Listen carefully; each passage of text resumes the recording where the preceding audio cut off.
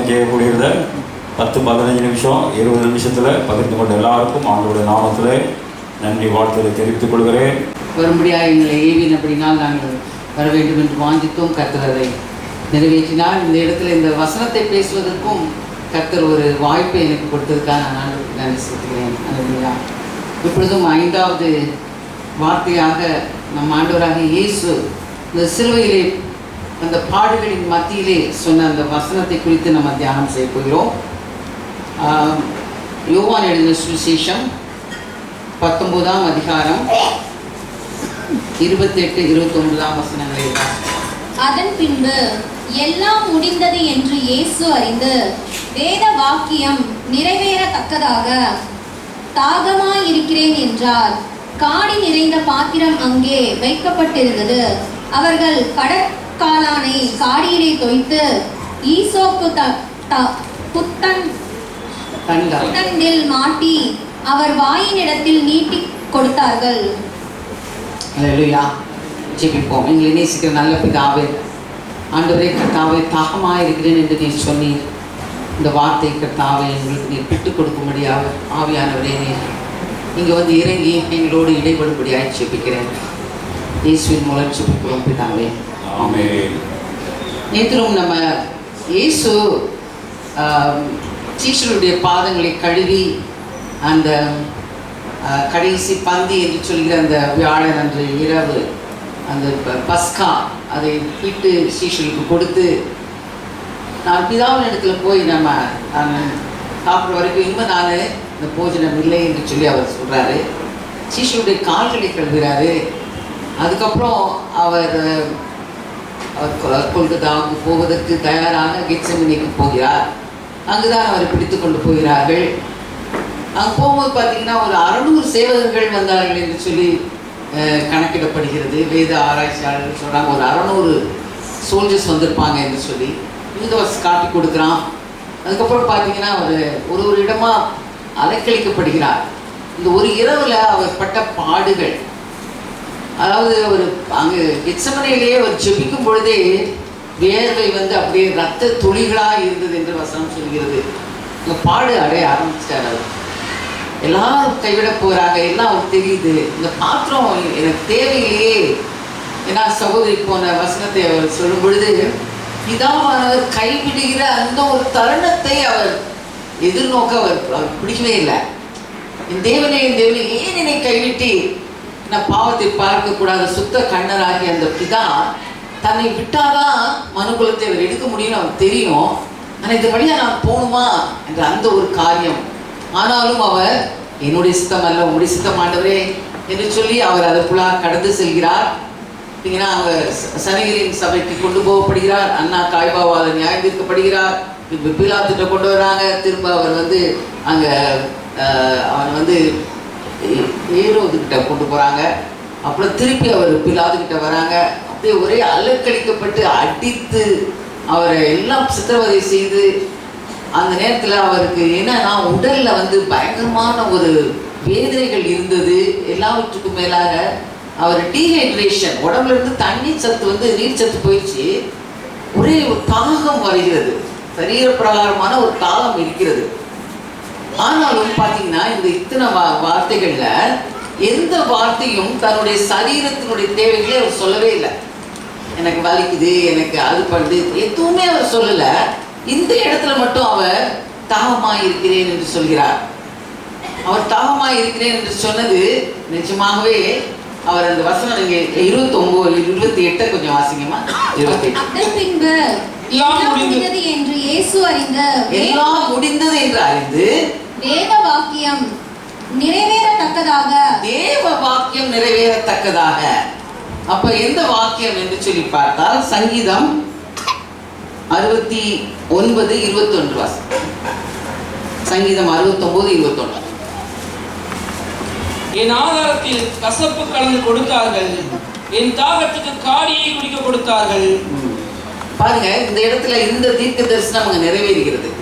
அவர் தாகமாயிருக்கிறேன் என்று சொல்லும் பொழுது அவருக்கு தண்ணி கொடுக்கல, வேற எதுவும் கொடுக்கல, பானம் கொடுக்கல, அவருக்கு காடியை கொடுக்கிறார்கள் என்று சொல்லி அங்க தாவீது சொன்ன அந்த தீர்க்க தரிசனம் இங்க நிறைவேறுகிறது.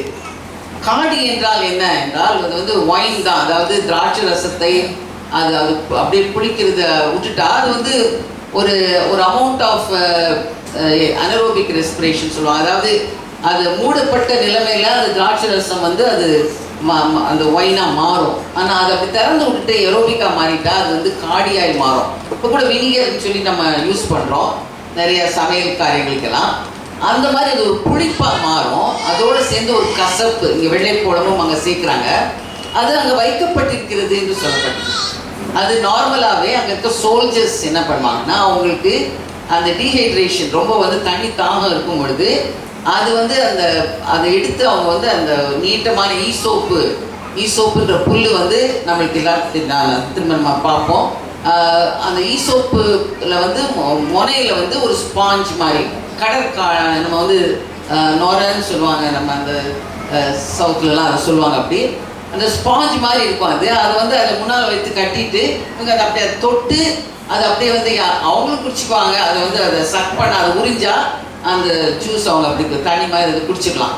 ஏன்னா அது ஒரு பாத்திரத்தில் எடுத்து குடிக்கிறதுக்கோ அதை மேலே இருக்கவங்களுக்கு பாத்திரத்தில் ஒரு டம்ளரில் வச்சுலாம் கொடுக்க முடியாது. அதனால் ஈஸியாக இதை மாதிரி வைத்து அவங்க கொடுப்பாங்க. ஸோ அது அங்கே இருக்குது. அதை வந்து எடுத்து என்ன பண்ணுறான் அந்த சோல்ஜர் அவருக்கு கொடுக்குறான். ஆனால் நீங்கள் இன்னொரு வசனத்தை நீங்கள் பார்த்தீங்கன்னா மத்தேயு 27:34 வாசிக்கலாம். மத்தேயு 27:34 எடுத்து வாசிங்க. மத்தேயு 27:34 கசப்பு கலந்த காடியை அவருக்கு குடிக்க கொடுத்தார்கள். அவர் அதை ருசி பார்த்து குடிக்க மனதில்லாதிருந்தார். இது எந்த நேரத்தில் நடக்குதுன்னா, அவர் சிலுவையில் அறையப்படுவதற்கு முன்னாலே இது ஒரு முறை அவருக்கு கொடுக்குறாங்க. ஏன்னா அந்த நாட்களில் இந்த சிலுவை மரணத்துக்கு முன்னால் அதாவது இந்த பாடுகளுக்கு முன்னால் ஒரு ஃபீலிங், மறத்து போன ஒரு ஃபீலிங் வரணும்னா இதை வந்து அவங்க கொஞ்சம் குடிச்சிட்டாங்கன்னா அவங்களுக்கு அந்த வலி தெரியாதுன்ற மாதிரி. ஆனால் ஆண்டவர் அதை வந்து அதை ஏற்றுக்கல. முழு பாடுகளையும் பட வேண்டும் என்பது அவர் சித்தம் என்று அதை ஒப்பு கொடுத்துட்டாரு. அவர் அதை ஏற்றுக்கல. ஆனால் இந்த நேரத்தில் இது 2ஆம் முறை அதை கொடுக்குறாங்க சேவகன். அந்த ரோம சோல்ஜர்ஸ் வந்து 2வது தடவை கொடுக்குறாரு. அப்போ அவர் அது குடித்தார். ஏன்னா வசனம் நீங்கள் வாசிங்க, யோவான் 19:30 வாசிங்க. இயேசு காடியை வாங்கின பின்பு அப்போ அவர் வந்து அதில் கொஞ்சம் குடிச்சிருக்கார். அப்போ அந்த லாஸ்ட்டில் வந்து ஃபுல்லாக உடம்புல தண்ணீர் சத்து போயிடுச்சு, டீஹைட்ரேஷன் ஆயிடுச்சு. இன்னும் அவர் வந்து தன்னுடைய ஜீவனை கொடுப்பதற்கு முன்பாக தன்னுடைய உடலில் இருக்க கொஞ்சமாவது ஒரு சம் ஸ்ட்ரென்த் இருந்தால் தான் அவர் பேச முடியும். அந்த நிலைமை வரும் பொழுது அதை வாங்கி கொண்டார். அந்த காடியை அவர் பிடிக்கிறார். பார்த்தீங்கன்னா அந்த உடம்புல பார்த்தீங்கன்னா அவங்க கை அந்த மணிக்கட்டு இந்த இடத்துல தான் அவங்க அடையிறாங்கன்னு சொல்கிறாங்க. அவர் தொங்கிக் கொண்டிருக்கிற அந்த நேரத்தில் அந்த முட்டியை வந்து அவர் தூக்கி தான் அவர் வந்து ப்ரீத் பண்ணணும். ப்ரீத் பண்ணுறதுக்கு முடியாது. அப்படியா வேதனையில் அவர் அப்படி மூச்சு எடுத்து கஷ்டப்பட்டு அந்த நுரையீரலில் வந்து இந்த வீசிங் இல்லைன்னா அந்த கோவிட் டைம்லாம் மக்கள் எவ்வளோ ஆக்சிஜனுக்கு சஃபர் பண்ணாங்க. அந்த மாதிரி அவர் ஒரு பாடுகளின் மத்தியில் இருக்கிறாரு. அந்த நேரத்தில் அவருக்கு வந்து கொஞ்சமாவது ஃபிசிக்கல் ஸ்ட்ரென்த் தேவைப்பட்டுச்சு. ஆனாலும் எடுங்க வாசிங்க. 1 பேதுரு 2:22-23 வாசிக்கலாம். 1 பேதுரு 2ஆம் அதிகாரம் 22-23. நாய் தன் கட்டில்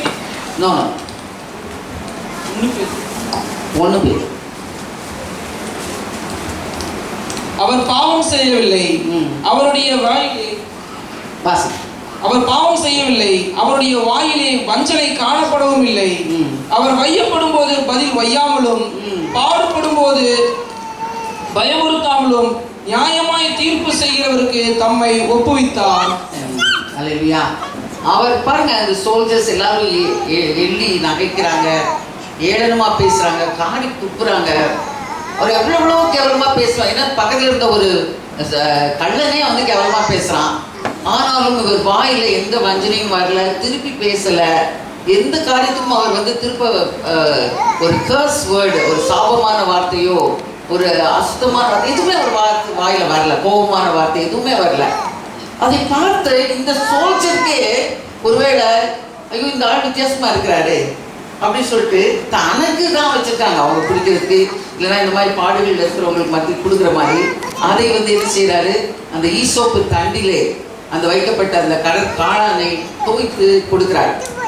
அப்போ அவருடைய வாயில வந்து வஞ்சனையிலே கடைசி நிமிடம் வரைக்கும் அடிக்கப்படுகிற ஒரு ஆடை போல மயிர் கத்திரிக்கை கொண்டு போகப்பட்ட அந்த ஆட்டுக்குட்டியை போல அவர் என்ன பண்றாரு, வாயை திறவாமல் எந்த விதத்திலும் சாப வார்த்தைகளோ அசுத்த வார்த்தைகளோ இல்லாமல் அவர் அது முதலே ஃபர்ஸ்ட் வார்த்தையை சொல்லிட்டார், பிதாவே இவர்களுக்கு மன்னியும் என்று சொல்லி எல்லாரையும் மன்னித்து விட்டு அது தன் உடலில் ஒட்டி கொண்டிருக்கிற கொஞ்சமாவது ஸ்ட்ரென்த்தை கடைசி வார்த்தைகளை பேசவும் அவர் அந்த காடியை அவர் வாங்கி கொண்டார்.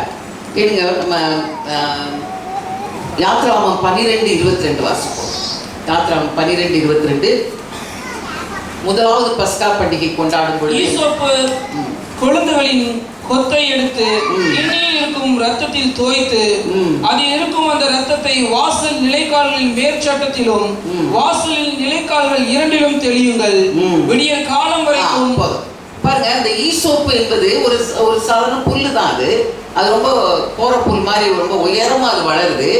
அது வந்து அதை எடுத்து வந்து என்ன பண்ணாங்க, அந்த முனை வந்து அந்த கொழுந்தை எடுத்து முதலாவது பஸ்கா கொண்டாடும் பொழுதே இதை வந்து ஆண்டவர் கட்டளையாக கொடுக்கிறார்.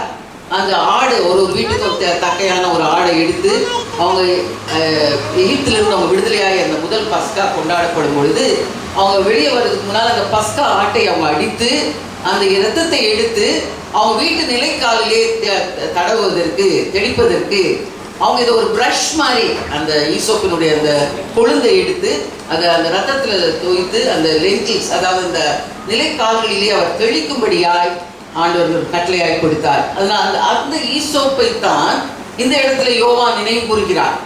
அவர் எழுதுறாரு, இந்த ஈசோப்பில் என்ன பண்றாங்க, தோய்த்து அந்த இடத்துல நமக்காக பஸ்கா ஆடாகிய அந்த இயேசு கிறிஸ்து அவர் நமக்கு அந்த ஆட்டுக்குட்டியின் ரத்தம் தெளிக்கப்பட்டது போல அவருக்கும் அந்த ஈசோப்பிலே அந்த நுரையிட்டு அந்த இதில் வந்து என்ன பண்றாங்க, அந்த ஸ்பாஞ்சை வந்து அந்த காடியை கொடுத்தாங்க என்று சொல்றதை அவர் இணைத்து பேசுகிறார். பாருங்க, அவர் அந்த இடத்துல அவர் அப்படியாக தொங்கும் பொழுது தன்னுடைய உடலிலே சரீர வேதனை அவருக்கு அந்த தாகம் இருந்தது. அதனால நம்ம என்ன பார்க்கிறோம்னா அவர் 100% மனுஷனா இருந்தார். நிறைய பாருங்க, இந்த அந்தி கிறிஸ்துவின் ஆவிகள் இந்த உலகத்துல சுத்தி கொண்டு வருகிறது. அவங்க எல்லாம் என்ன பேசுறாங்க அப்படின்னா, இயேசு மனுஷனாவே வரல, இது ஒரு கற்பனை கதை அப்படின்னு நிறைய கதைகள் விடுறாங்க. இயேசு அங்கே இருக்கல, அவர் இருந்தார், வாழ்ந்தாரா இருக்கும், ஆனால் அவர் வந்து சிலுவையில் அவர் போகல, சிலுவையில் போனது ஒரு சீஷராக இருக்கலாம், என்னென்னமோ சொல்கிறாங்க. ஆனால் இந்த இடத்துல நம்ம பார்க்கும் பொழுது அவர் 100% மேனாக இருந்ததற்கான அறிகுறி என்னன்னா, அவர் உங்களை போல என்னை போல தாகமாக இருந்தார். அவர் தாகத்தை அவர் வந்து வெளிப்படுத்தினார். இது போனவ 1 யோவான் 4:2-3 1 யோவான் 4:2-3 தேவ ஆவியை நீங்கள் எதனாலே அறியலாம் என்றால் மாம்சத்தில் வந்த இயேசு கிறிஸ்துவை அறிக்கை பண்ணுகிற எந்த ஆவியும் தேவனால் உண்டாயிருக்கிறது. மாம்சத்தில் வந்த இயேசு கிறிஸ்துவை அறிக்கை பண்ணாத எந்த ஆவியும் தேவனால் உண்டானது அல்ல. அல்லேலூயா. மாம்சத்துல வந்த இயேசுவை அறிக்கை பண்றதுதான் நம்ம தேவ ஆவியினால தான் செய்ய முடியும். இல்லைன்னா அது அந்தி கிறிஸ்துவின் ஆவி. அது இயேசு கிறிஸ்துவாங்க, அது வேற யாரோங்க, அவர் காஷ்மீர் கொண்டு போயிட்டாங்க என்னமோ சொல்றாங்க. ஆனா அப்படி இல்லை. அவர் 100% மனிதராய் வந்தார், 100% அவர் கடவுளாக இருந்தார். அவர் அதிலே அந்த அந்த வேதனையை அடைந்து ஒரு மனிதனாய் அந்த like a human being, just a human being, நம்மளை போல உங்களை போல என்னை போல ஒரு மனிதனாய் நமக்காக அவர் சஃபர் பண்ணார். ரெண்டாவது பார்த்தீங்கன்னா அவருக்கு வேத வசனங்கள் தெரிந்தது. ஏசாயா 53:12 எடுப்போம். இந்த வேத வாக்கியம் நிறைவேறும்படின்னு சொல்லி பேசுறாரு பார்த்தீங்களா. அவர் தம்முடைய ஆத்துமாவை மரணத்தில் ஊற்றி அவர் வந்து தன்னுடைய உடம்புல இருக்க எல்லா வாட்டர் பார்ட்டிகிள்ஸும் அவர் ஊற்றிட்டார். மரணத்தில் ஊற்றி அக்கிரமக்காரர் ஒருவராக எண்ணப்பட்டு அநேகருடைய பாவத்தை தாமே சுமந்து அக்கிரமக்காரருக்காக நிமித்தம் அவர் நமக்காக அக்கிரமக்காரர்கள் ஒருவராக எண்ணப்பட்டார். மாம்சத்திலே நம்ம தலையை ஊற்றி விட்டார் என்று நம்ம பார்க்கிறோம். இப்ப வசனத்தை அவர் அறிந்தவராக இருந்தார். அதனால அவர் தன்னை எடுத்த வேலையை எதற்காக புஸ்தக சூழலிலே என்னை பற்றி எழுதப்பட்டிருக்கிறது, உமக்காக நான் போறேன்னு சொல்லி எபிரேயர் நம்ம 10ஆம் அதிகாரத்தில் சொன்னபடி அவர் யார் போவானா நான் போறேன்னு சொல்லிட்டு வர்றாரு. ஏசாயா போறதுக்கு ரெடியாக தான் இருந்தாரு. ஆனால் அவர் நம்மளை உங்களை போல என்னை போல அவர் பாவ ரத்தத்தை உரியவராக இருக்கிறதுனால தேவனே மனிதனாய் மாறி மனிதகுமாரனே நமக்காக வாழ்ந்து தன்னுடைய ரத்தத்தை சிந்ததுனால அந்த பாவம் இல்லாத அந்த ரத்தம் நமக்கு பாவ பலியாக கொடுக்கப்பட்டதுனால அவர் எடுத்த அந்த முடிவை அவர் வந்து ஸ்டார்ட் பண்ணதை அவர் கம்ப்ளீட் பண்ணார். நிறைய நேரத்தில் நம்ம ஒன்றை ஸ்டார்ட் பண்ணால் அதை கம்ப்ளீட் பண்ண முடியல. ஏன்னா நம்மளுக்கு இடையில வந்து நிறைய பயங்கள் வருகிறது, சோதனைகள் வருது, பிரச்சனைகள் வருது. ஒருவேளை இது ஆர்டர் யோசிச்சுட்டு பேக் அடிப்போம். கடைசி வரைக்கும் பிசாசு அதுதான் நம்மளை வந்து அவன் ட்ரை பண்ணுவான். ஒரு ஊழியக்காரர் சொல்றாரு, அது போல நம்மளுக்கு அவர் எவ்வளோ ஊழியர்களே செய்து கடைசி நிமிடம் வரைக்கும் நான் என்ன கரெக்டாக தான் செஞ்சேன், நான் எல்லாமே ஆண்டவருக்காக தான் செஞ்சேன், நான் சரியான பாதையில் இருந்தேனா என்று ஒரு சந்தேகம் வருமா. பிசாசு அவனை வந்து அப்படி ஏமாத்துவானா நம்மளை. நம்ம அவருடைய சித்தத்தில் தான் இருந்தோம்மா, நான் செய்கிறது கரெக்ட் தானா அப்படின்னு.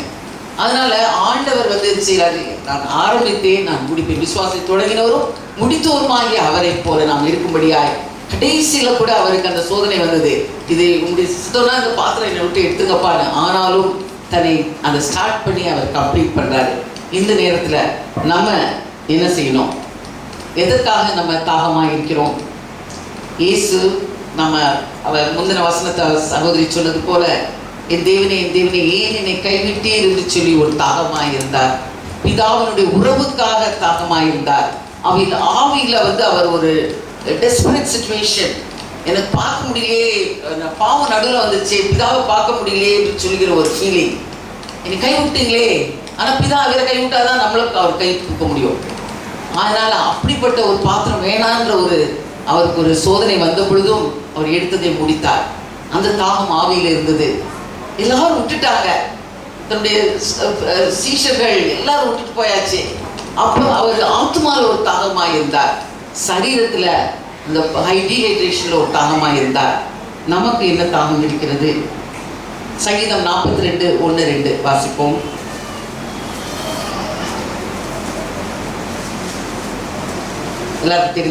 மாறானது நீரோடைகளை வாஞ்சித்து கதறுவது போல தேவனே என் ஆத்துமா உம்மை வாஞ்சித்து கதறுகிறது. என் ஆத்துமா தேவன் மேல், ஜீவனுள்ள தேவன் மேலேயே தாகமாய் இருக்கிறது. நான் எப்பொழுது தேவனுடைய சந்நிதியில் வந்து நிற்பேன்? அல்லேலூயா. நம்முடைய ஆத்துமா தேவனுடைய சந்நிதியில் எப்ப வந்து நிற்பேன் என்று தாகமாய் இருக்கிறது. மாறானது நீரோடையை வாஞ்சிப்பது போல தாகமா நான் இருக்கிறேன், எனக்கு தண்ணி வேணும்னு அந்த மான் ஓடும் பொழுது அதுக்கு நிறைய காரியங்கள் இருக்குது, அதை நான் சொல்லி இப்போ நேரத்தை வீணடிக்கவில்லை. அது வேகமாக தன்னுடைய எதிரிகளிலிருந்து தப்பித்து ஓடும் பொழுது அந்த மான் போய் நல்லா ஒரு தண்ணி இதுக்குள்ளே போய் விழுந்துருமா, நடுவில் போய் நிற்குமா, எஸ்கேப் ஆகிறதுக்கு எனிமிஸ்டர். அதுக்கு தாகம் இருக்கிறது, தன்னுடைய எதிரிகளிலிருந்து தப்பணும்னு விரும்புது. அப்போ அதனுடைய வேகம் அந்த நீரை நோக்கி வாஞ்சித்து ஓடுறது போல நம்ம ஆத்துமா அவரை நோக்கி கதற வேண்டும். நம்முடைய தாகம் அப்படி இருக்க வேண்டும். இன்னொரு வசனம், சங்கீதம் 63:1.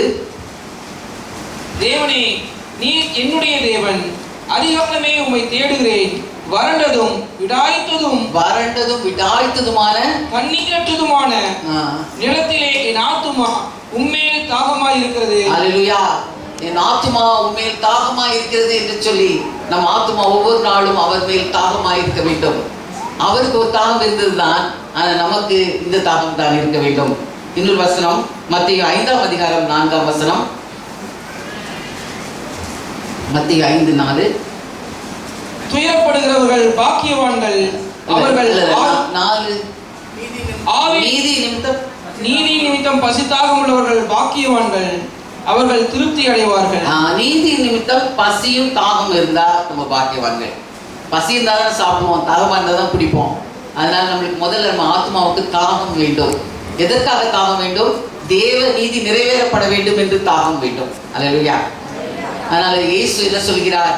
நானே உங்களுக்கு ஜீவ தண்ணீர்னு சொல்றார். சமாரியா ஸ்திரீ இந்த யோவான் 4:அதிகாரத்தில் அவங்க வரும்பொழுது ஜீவ தண்ணீர் ஏற்றதான் இருக்குது அப்படிங்கிறாரு. நான் தான் ஜீவ தண்ணீர்னு சொல்றாரு. என்ன இந்த தண்ணி குடிக்கிறவங்க ஒரு நாள் தாகம் வராதுன்னு சொல்றாரு. அப்போ அவர் தான் ஜீவ தண்ணீர். அவரை நோக்கி நம்ம வாஞ்சிப்போம். அந்த யோவான் 7:37-38 வாசிப்போம். அவர் இந்த படியின் கடைசி நாள் என்ன செய்யறாரு? யோவான் 7:அதிகாரம் கடைசி நாளாகிய பிரதான நாளிலே இயேசு நின்று சத்தமிட்டு, ஒருவன் தாகமாய் இருந்தால் என்னிடத்தில் வந்து பானம் பண்ண கடவன். அல்லேலூயா. வேத வாக்கியம் சொல்லுகிறபடி என்னிடத்தில் விசுவாசமாய் இருக்கிறவன் எவனோ அவன் உள்ளத்திலிருந்து ஜீவ தண்ணீர் உள்ள நதிகள் ஓடும் என்றார். அல்லேலூயா. நமக்கு தாகம் இருந்தால் யார்கிட்ட போனோம்? ஜீவ தண்ணீர் உள்ள அந்த இயேசு இடத்துல வருவோம். அவரிடத்திலிருந்து நம்ம பருகும் பொழுது நம்ம இடத்துல இருந்து நதிகள் புறப்படும். அவர்கிட்ட இருந்து குடிக்கணும், நம்ம இடத்துல இருந்து போவோம். வாங்கிட்டே இருக்கதான் நம்ம குடிச்சிட்டே இருக்க முடியும்.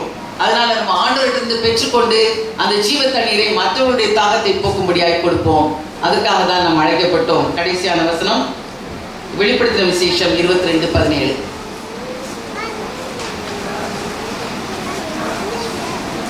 வெளிப்படுத்தின விசேஷம் 22ஆம் அதிகாரம் 17ஆம் வசனம். ஆவியும் மனவாட்டியும் இருக்கிறார்கள். கேட்கப்படும் என்பானாக தாகமாய் இருக்கிறவன் வரக்கடவன், விருப்பமுள்ளவன் ஜீவ தண்ணீரை இலவசமாய் வாங்கிக் கொள்ள கடவன். அல்லேலூயா. விருப்பமுள்ளவர்கள் இந்த ஜீவ தண்ணீரை இலவசமாய் நாம் பெற்றுக்கொள்வோமாக. கர்த்தர் இந்த வசனங்களை ஆசீர்வதிப்பார்கள். அல்லேலூயா. எல்லாரும் எழுந்து நின்று வந்திருக்கிறார்கள். ஆகவே ஆண்டவர் இயேசு கிறிஸ்துவின் பாவத்தெல்லாம் மன்னிச்சிடான்னு நிச்சயம் இருக்கா? இயேசுக்காக கடைசி வரைக்கும் ஜீவிப்பியா?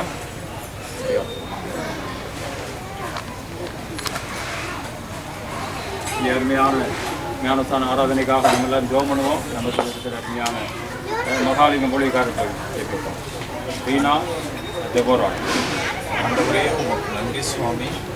அருமையான நம்முடைய பிள்ளை சுவாமி இந்த நாளிலே எல்லாருக்கும் முன்பாக அடையாளமாகவும் சுவாமி ஏற்றுக்கொண்ட தேவன் நீர் இந்த நாள் வழி நடத்தினீர். அதற்காக நன்றி சுவாமி. பிள்ளையை உங்களுடைய சமூகத்தில் ஒப்புக் கொடுக்கிறோம்.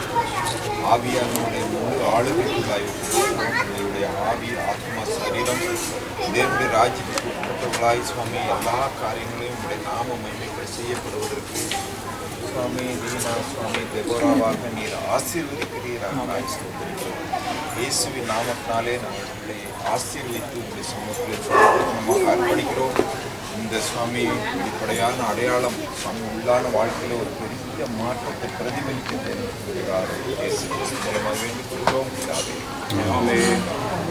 ஆண்டவராக இயேசு கிறிஸ்து ஞானஸ்தானம் பெறும்போது 3 காரியங்கள் நிகழ்கிறது. முதலாவது, வானம் அவருக்கு அன்னைக்கு தான் திறக்கப்பட்டது.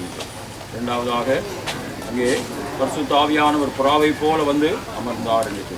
மூன்றாவதாக, வானத்திலிருந்து ஒரு சத்தம் உண்டாக கேட்டோம், இவர் என்னுடைய நேசகுமாரன், இவரில் பிரியமாக இருக்கிறேன் என்று. இந்த அருமையான மகளுக்கு வானம் திறந்திருக்கிறதை இடம் கொள்ளாமல் போகப்பட்டு ஆசீர்வதிக்கிற கர்த்தர்.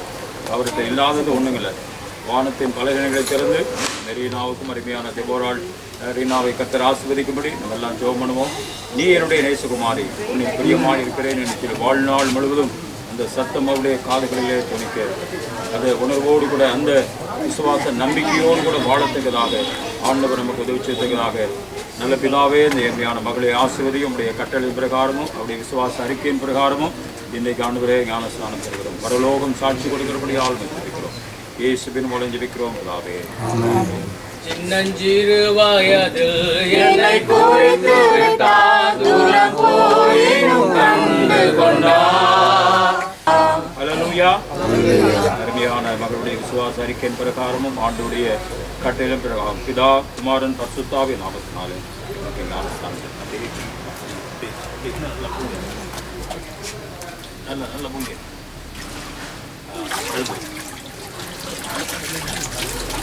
நம்மளால் ஜெபிப்போம். தொடர்ந்து இந்த மகள் உயிருள்ள காலம் வரைக்கும் சாட்சியாக ஜீவிக்க கர்த்தர் உதவி செய்யும்படி சென்னையிலிருந்து வந்திருக்கிற ஆன்டி ஜோமனுங்க. எங்களை நேசிக்க நல்ல பிதாவே, இந்த அருமையான நாளுக்காக நன்றி ஆண்டவரே.